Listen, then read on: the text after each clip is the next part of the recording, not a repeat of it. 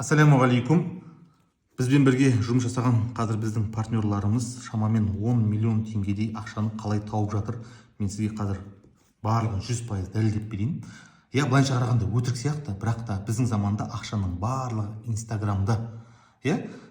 Кезінде мен магазин ашам, мен парикмахер ашам, мен СТО ашам, ертең кредит алам деп жүрген адамдар өздері қалай қазір осы салада жұмыс жасап, өздері Инстаграмнан пәленбай миллион ақша тауып жатқандар өздері сенбей жатыр. Мен оның бәрін 100% дәлелдеп бере аламын. Біздің команда қазіргі таңда мысалы біз азамат екеуміз гиф розыгрыш жасап жатырмыз. Мен сізге тек қана бір саланы ғана түсіндірейін. Негізі бұдан бөлек көп басқа салаларда бар.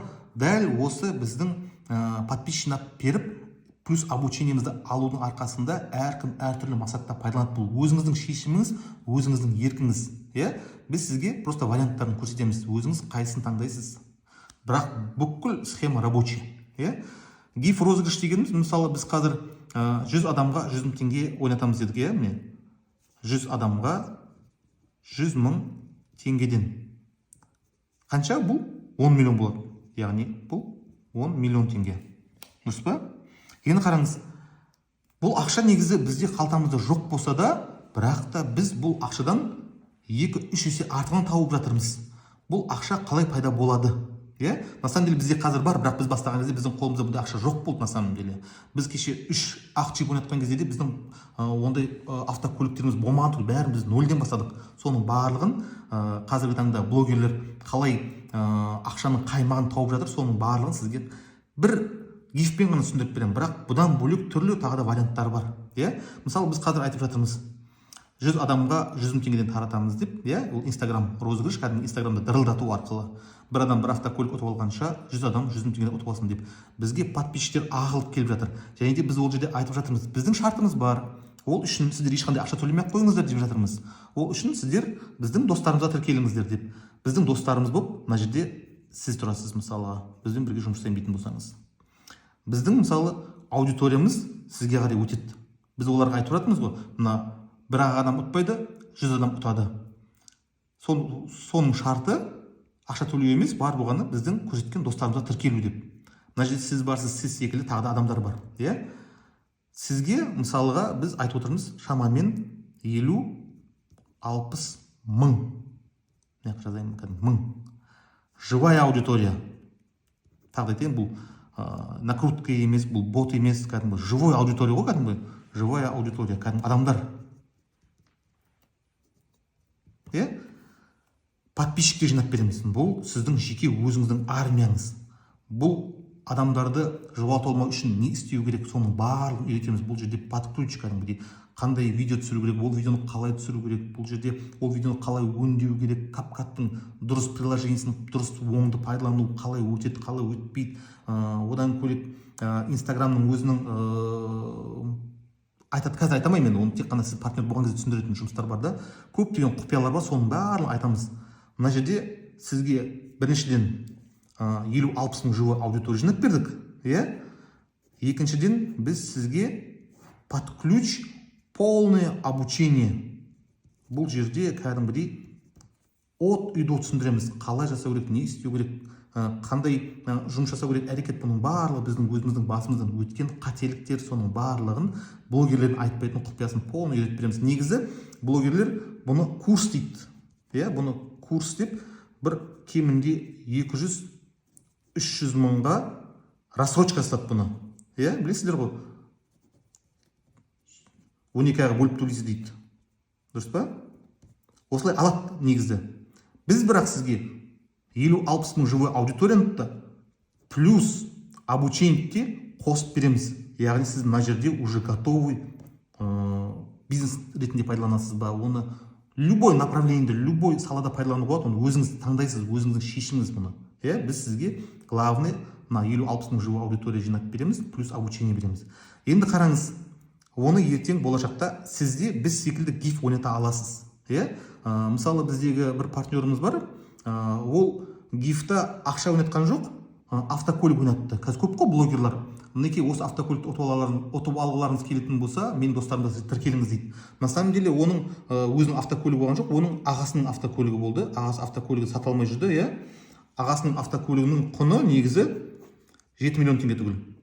7 миллион теңгесін бұл ағасына төлеп берді өзінің подписчиктерінің арқасында.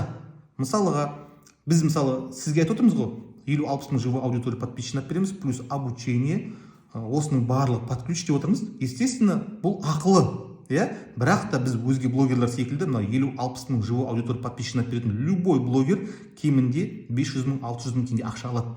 Рассрочкамен. Обучение қоспаған кезде тек қана подписчикін берген үшін ғана. Плюс обучение беретін болса, оған дополнительно 200-300 мың теңге курс ретінде сатады. Ал біз осының барлығын бар болғаны 200 мың теңгеге сізге беріп отырмыз. Бұны сіз тоже рассрочкамен аласыз, кәдімгі 12 айға. Енді қараңыз, 200 мың теңге неге біз төмен бағада бастап жатырмыз? Бұл ертең біз барлығына ақша таратқан видеомыз шыққан кезде біздің аудиториямыз одан самайын 10 есе, 100 есе өседі. Естественно, бізде уже сол кезде 500 мың, 600 мың алатын боламыз. Қазір сізге действительно повезло, өйткені сіз бірінші этапта тұрсыз. Пока видеомыз жоқ қой біздің. Ертең видеомыз болғаннан кейін біз одан самайын атымыз шығады. Уже одан самайын біздің даңқымыз шыққаннан кейін мына жерде уже 200 мың болмайды. Мына жерде кемінде бұл 600 мың болады. Өйткені бұл жерде 50-60 мың живой аудитория бар, плюс обучение бар. Мүмкін біз тек қана обучениеден бөлек, тек қана аудиторияның өзін жинап берген үшін ана алатын шығармыз. Мынаны дополнительно бөлек сататын шығармыз. Енді сіз қалай жасай аласыз? Сіз ертең өзіңіздің, біз секілді, сіз уже біздің орнымызға өшесіз ғой. Өзіңіздің аудиторияңыз болып, мына аудиторияны қалай көбейту керек екенде, бұл аудиторияны қалай жоғалтып алмау керек екенде барлығын үйретеміз. Енді өзіңіз әрекет жасап, естественно, бізден ақыл сұрап отырасыз, біз керек кезінде көмектесіп жауап беріп отырамыз, бағытты көрсетіп отырамыз, қалай жасау керек деген секілді. Осы аудиторияңызбен сіз уже бөлек, мысалы, уже сіз, сіз уже спонсор дейді ғой, спонсор жинау. Тоже біз секілді 100-ге жуық өзіңіз секілді партнерлар жинайсыз. Тоже 200 мыңнан бастасаңыз болады. Енді просто ойлап 100 көбейту 200 мың теңгеден болады 20 миллион. Дұрыс па? Мына жаңа біздің партнерді айтып отырмын ғой. 7 миллион теңгесінің машинасын ойнатты, бірақ 100 адамға подписчик жинап берді, өзінің аудиториясын айтты ғой. Мына автокөлік ұтып алғаныңыз келетін болса, менің 100 досыма тіркеліңдер деді. Дұрыс па? Олар тіркелген кезде әрқайсысы рассрочкамен сол кісіден алды. Общий 20 миллиондай шамасын жиналды. 7 миллион теңгесін төлей ала ма? Төлей алады. Ағасы да риза, автокөлік сатылды. Үстіне өзіне де қалды. Бұл жерде мысалы біз азамат екеуміз қалай жасап отырмыз қазір? 100 мың теңгеден 100 адамға бұл 10 миллион теңге ғой. Азамат 5 миллион теңге беріп отыр, мен 5 миллион теңге беріп отырмын. Олай бірге қосылып жасауға да болады. Қасыңызға бір партнеріңізді алып, оңды өзінің аудиториясы болады, екеуіңіз бірге қосылып жасасаңыз да болады. Енді қараңыз, бірақ та ескертейін, рассрочкамен сізден алатын болса, банк 12% ұстап қалады. Дұрыс па? Общий 20 миллион теңгеден бұл минус примерно 2 миллион 400 мың теңге, бұны айтуым керек. Бірақ сонда да сізге жаман ба? Айтыңызшы. Сіз просто логически ойлап көріңізші. Сізге қазір бизнес бастау үшін, кемінде бір магазин ашу үшін 15-20 миллион теңгеге жұмсап бастаған оңай ма? Әлде рассрочкамен 200 мың теңгеге, 600 мың деп қойдың уже, біз қазір 200 мың деп тұрмыз. Рассрочкаға біздің партнеріміз болып, біз сізге подписчиктер жинап беріп, плюс обучение жасап, ертең сіз болашақта гиф ойнатасыз ба? Енді өзіңіз білесіз ғой, бұл жерде көп варианттар. Мен сізге тек қана бір ғана вариант айтып тұрмын. Бұл тек қана бір ғана варианты. Біз кеше мысалы азамат екеуміз 3 джип ойнаттық. Құны 1 мың теңге деп, бұл жерде варианттар көп негізі. Әркім өзі таңдайды, әркім өзі. Бірақ барлығы заң аясында болу керек. Оны да үйретеміз, қалай заң аясында жұмыс жасау керек деген секілді. Түсінікті ма? Мен сізге қазір таңда айтып отырмын, біздің партнеріміз болу. Яғни бұл жерде сіз біздің спонсор ретінде. Яғни мына жерде біз ертең 100 адамға 100 мың теңге таратқан кезімізде қазір енді ұсталды.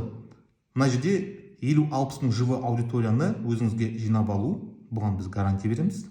Плюс обучение, бұны действительно сіздің обучение алғаннан кейін бұл обучение өзін 100 есе ақтайтынына көзіңіз жетеді. Өйткені бұл обучение ішінде бұл біздің басымыздан өткен бүкіл бізге айтпаған қыр-сырдың бәрін біз өзіміз басымыз әр жерге соғып, ана былай жасау керек екен, былай жасау керек, жизненный урок қой, жизненный ошибкалар, соның барлығын жинап, бұның ішінде кап-кат та бар, бұның ішінде налогты қалай төлеу керек. На самом деле ше, годовой налогты жылдың соңында, бір жыл біткеннен кейін, келесі жылдың басынан 30 наурызға дейін біз мысалы бар болғаны 20 мың теңгеге бухгалтерге ақша беріп, біздің годовой налогымызды бәрін жасап берді. Негізі бухгалтерден алатын сомасы шамамен осындай.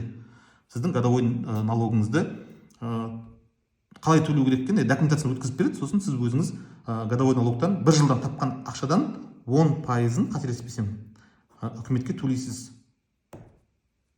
Мінекей, құдай қаласа аман болса, мен келісемін дейтін болсаңыз, мен сізге сілтеме жіберемін, әрі қарай қалай жұмыс жасау керек екенін.